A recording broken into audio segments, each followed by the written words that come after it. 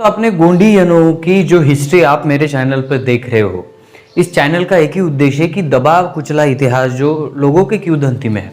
लोग ये समझते हैं कि लिखा हुआ इतिहास ही सच होता है और लिखे हुए इतिहास के प्रमाण ही हमें सच दिखाने की कोशिश होती है। लेकिन दोस्तों, यहाँ पे जो मूल निवासी आदमी रह रहा है उसके बोली चाली में तो एक भाषा थी, लेकिन लिपि आने में बहुत टाइम लगा। लेकिन क्या तब यहाँ पे कोई इतिहास नहीं था। और यह आज भी गोंडी पाटों में लोगों के किंवदंतियों में चल रहा है। हो सकता है, मैं हमेशा मानता हूँ कि हो सकता है इस इतिहास में थोड़ा सा कम ज़्यादा हुआ हो, थोड़ा सी कम ज़्यादा नॉलेज हो, या किसी एक जगह को बड़ा चढ़ा के बताया गया हो। फिर भी यहाँ पाटे हैं और उनके इस पाटों से स्थल मालूम होता है। और आज हम बात कर रहे गोंडीयनों का सतपुड़ा यानी पचमढ़ी कोट की बात। अभी पचमढ़ी नाम आने के बाद बहुत सारे लोगों के दिल में सवाल है, जो गोंडियन नहीं है उनके भी दिल में सवाल है कि हम महादेव को जाते हैं, हम शंभू शेख को जाते हैं और अन्य साल में बहुत हजारों लाखों करोड़ों लोग जाते हैं। और इस दर्शन के लिए जाने के बाद उनको किसी को लगता है कि वो शंकर देव है, किसी को बोलते हैं वो महादेव है, कोई बोलता है शंभू शेख है, ऐसे बहुत नाम है। तो फिर लोगों में एक क्वेश्चन है, मेरे ख्याल से कंफ्यूजन है कि वो ये कहते हैं कि अगर ये गोंडीयनों का शंभू शेख है तो ये शंकर कैसे हुआ? अगर ये शंकर है, महादेव है, तो गोंडीयनों का शंभू शेख कैसे हुआ? ऐसे बहुत सारे। देखिए, आपके नज़र से इतिहास कुछ अलग हो सकता है, हर आदमी का एक नज़रिया होता है, वैसे ही गोंडीयनों का एक नज़रिया है। और ये कैसे प्रूव हुआ? क्योंकि यहाँ पे पेंकमेड़ी कोट था और इसको सर्च किया गया संशोधकों के द्वारा, और यहाँ पे सिद्ध किया गया कि सतपुड़ा जो पर्वत श्रेणी माला है उसमें पेंकमेड़ी कोट है, वो गोंडीयनों का स्थल है। गोंडीयनों के हजारों सालों से जो किंवदंती चलती आ रही, जो पाटा उनके शंभू पाटा, रेला पाटा करके गाते हैं, उन पाटाओं में शंभू शेख और उस पंचमढ़ी कोट का विस्तृत वर्णन भी है। मैं आगे का सीजन जो है वो पाटों का विस्तृत वर्णन में ही मैं समझाऊंगा। लेकिन अभी आपको अगर शंभू शेख की जो कल्पना है उसके बारे में कंफ्यूजन है तो मैंने लिस्ट बनाई है, प्लेलिस्ट बनाई है। उस प्लेलिस्ट का नाम है शंभू शेख महादेव।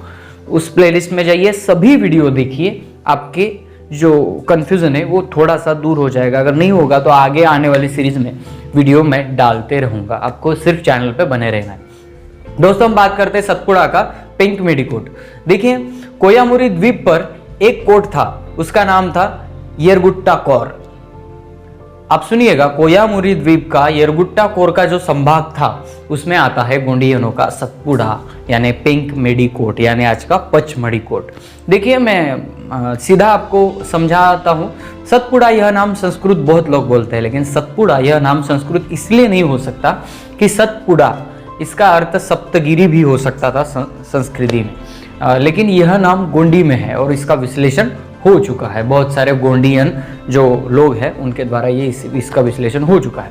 चलो मैं आपको बता दूं, सतपुड़ा, सत यानी सत्ता, गोंडी में इसका अर्थ होता है सत्ता, पुड़ा, पुड़ा यानी स्थल। अभी आप बोलोगे कि पुड़ा पूरा कैसे?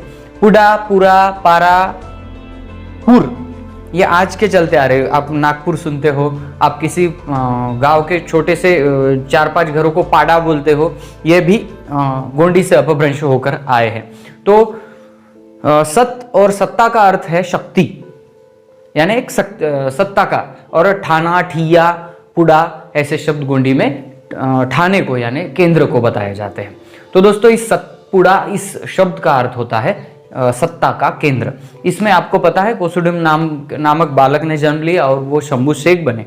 शंभू शेख के बाद इनके पाटों में, गोंडी पाटों में एक बड़ा उक्त अर्थ आता है, वहाँ पे बड़ी उल्लेख आता है कि यह उल्लेख है कि शंभू शेख के बाद 88 शंभू शेख बने हैं। यानी शंभू शेख की जो उपाधि है वो आने वाला शंभू शेख लेता गया और 88 शंभू शेखों का यहाँ पे हमें वंशावल मिलती है। उसके बाद चलते हैं। अभी ये पुड़ा, लोगों ने सोचा होगा कि ये पुड़ा, यार आप बोलते हो कि आप कहीं पे भी गोंडी का लॉजिक डाल देते हो, तो ऐसा नहीं है। येरपुड़ा यानी जलाशय होता है गोंडी में। किसपुड़ा यानी अग्नि का केंद्र होता है। कोईपुड़ा यानी कोयतुरों का केंद्र होता है। ऐसे पुड़ा के नाम भी गोंडी पाटों में बहुत कुछ है। पुरा, पारा, गांव, पाड़ा, ऐसे नाम भी केंद्र को पारा, पुड़ा ऐसे शब्द अपभ्रंश होकर बाहर आए हैं। अभी कोल लोग जहाँ पे रहते हैं वो कोल का कोलपुड़ा भी कहा जाता है। ऐसे बहुत सारे हैं। अभी पेंक मेडी में क्या है मैं आपको बता दूं। पेन यानी हमारे जो पुरखा है वो मर जाते हैं, उसको पेन कहा। मेरे दादाजी पेन में विलीन है, तो मैं क्या कहूँगा, पेन कहूँगा। लेकिन अनेक पेन विलीन है, तो उसका अगर एक वचन शब्द निकाले तो पेन होता है, अगर बहुवचन निकाले तो पेंक होता है। यह गोंडी के व्याकरण में आता है। और पेंक मेंडी यानी स्थल, तो उसको कहा जाता है कि पुरखों का स्थल, यह करके पचमढ़ी को नाम दिया गया है। और दोस्तों आज भी गोंडियन लोग अपने गांव से निकलते हैं तो पूरा गांव उनको गांव के बाहर छोड़ने आता है, क्योंकि वो शंभू महादेव यानी मादाव, यानी इसका अर्थ ये होता है कि महादाऊ को मिलने जाते हैं, तब अक्खा गांव, पूरा गांव उनको छोड़ने जाता है और शंभू शेख के गोंडी पाटे गाते हुए वो पंचमढ़ी तक पहुंचते हैं। हालांकि पंचमढ़ी में एक अलग हमें नज़ारा मिलता है कि वहाँ पे गोंडियनों का कोई वजूद नहीं दिखता, लेकिन यह स्थल भी गोंडियनों का स्थल है, यह सिद्ध हो चुका है।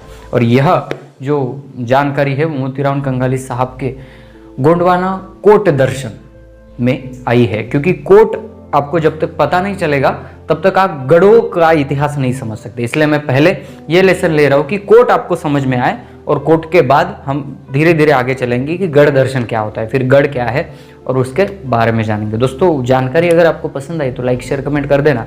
मिलते हैं अगले वीडियो अगले टॉपिक के साथ, तब तक के लिए जय सेवा, जय जोहार, जय आदिवासी, जय गोंडवाना, जय भीम।